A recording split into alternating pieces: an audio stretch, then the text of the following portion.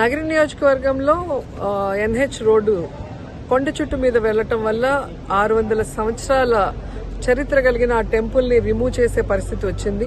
So దాని మీద public అంతా కూడా చాలా ఫీల్ అవుతున్నారు. ఇన్ని ఏళ్ల చరిత్ర ఉన్న దీన్ని కాపాడాలి అని చెప్పి ప్రతి ఒక్కరు కోరటం జరిగింది.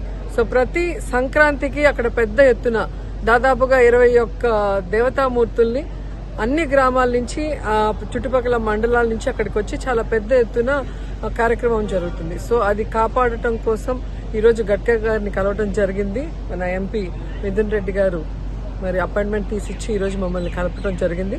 ఆయన ఒక్కటే మాట చెప్పారు, యాక్చువల్గా రోడ్ మీకోసమే ఇస్తున్నామమ్మా, టెంపుల్ ని సేవ్ చేయాలి అంటే స్టేట్ గవర్నమెంట్ నుంచి మీరు ఫండ్ తీసుకొని రోడ్ అక్వైర్ చేసిస్తే డైవర్షన్ చేసిస్తాం, మాకు ఏ ఇబ్బంది లేదు అని చెప్పడం జరిగింది.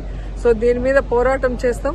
ఆ టెంపుల్ ని కాపాడుకునేంత వరకు మేము వదిలిపెట్టాం. స్టేట్ గవర్నమెంట్ ఈరోజు చేయాల్సిన బాధ్యత నగరి నియోజకవర్గ ఎమ్మెల్యే భానుప్రకాష్ మీద ఉంది.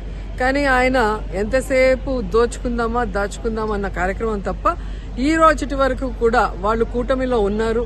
ఒక మాట చంద్రబాబు నాయుడుతో చెప్పించి గడ్కరీ గారికి ఈరోజు ఆ టెంపుల్ ని సేవ్ చేసే అవకాశం ఉన్నా ఇంతవరకు పట్టించుకోలేదు. ఈరోజు పబ్లిక్ కి మేము సపోర్ట్ చేసి స్టే తీసుకొచ్చుకున్నాం. ఈరోజు గడ్కరీ గారిని కలిసి ఆయన రిక్వెస్ట్ కూడా చేయడం జరిగింది. లేదు అంటే న్యాయస్థానంలో పోరాటం చేయడానికి కూడా మేము సిద్ధంగా ఉన్నాం.